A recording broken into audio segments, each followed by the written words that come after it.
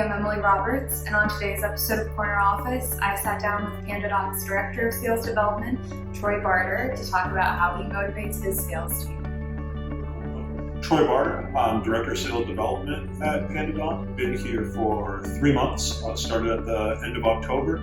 I have 8 outbound SDRs, 7 inbound SDRs, 3 outbound account executives, and 1 team lead on the inbound side. So 19 total and still growing.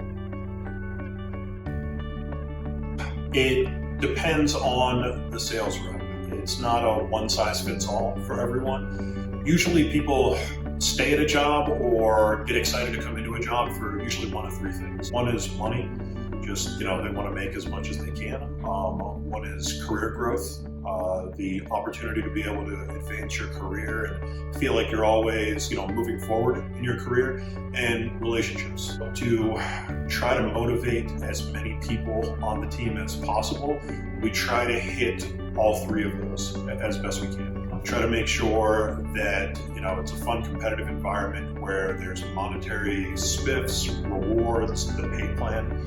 We redid the pay plan to make sure that it was something that was rewarding and was rewarding people to run through the finish line at the end of every month, and it wasn't just hit your target and get paid. When reps repeatedly miss quota, more often than not, they've found an excuse that they're leaning into. Could be multiple excuses. Let's say in sales you have 2 boxes. You have one that is everything that you can control in your day, and then you have one that is everything that you can't control.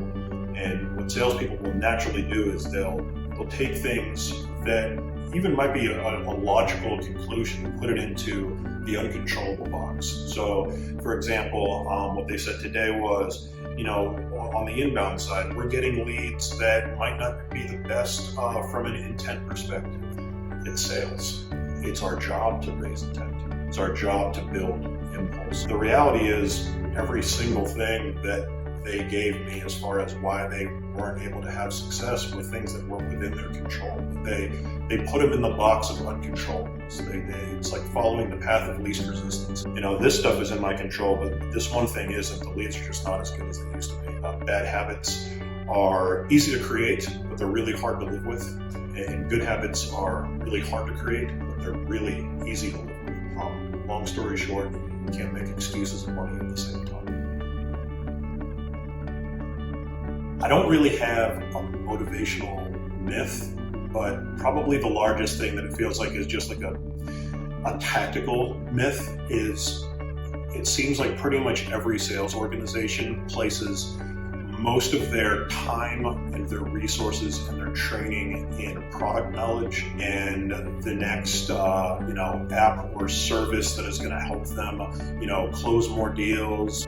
There's not enough focus and enough resources, both time, and possibly sometimes, an investment from a monetary standpoint on just motivation, on motivating sales reps, which is hands down more important than anything else.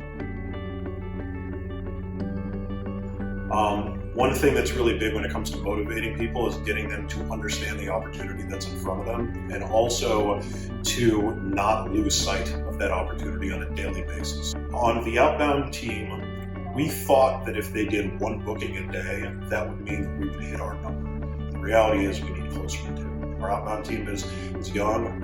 They're working new stuff. They're just starting to get the ball moved down the field and generating a good pipeline, but they were not at the position where they could comfortably say that they could book 2 appointments every single day. What I told them was, imagine that I said to you, if you had 2 good bookings today, I'd give you $100,000 cash. Would you do that today? Now think about what you would change from yesterday to today that would enable you to be able to do that, beyond the shadow of a doubt. You hands down would definitely get at least 2 bookings today. That's the difference between people that make hundreds of thousands of dollars a year and don't in sales. They can see a long-term goal and act accordingly in the short term and do it every single day. So every day with your boss, you are interviewing for the next promotion. So managing up means that we need to be high value, low maintenance, and demand an opportunity. Thanks for watching this week's episode of Corner Office. We hope you learned a little something and that you'll tune in for our next video.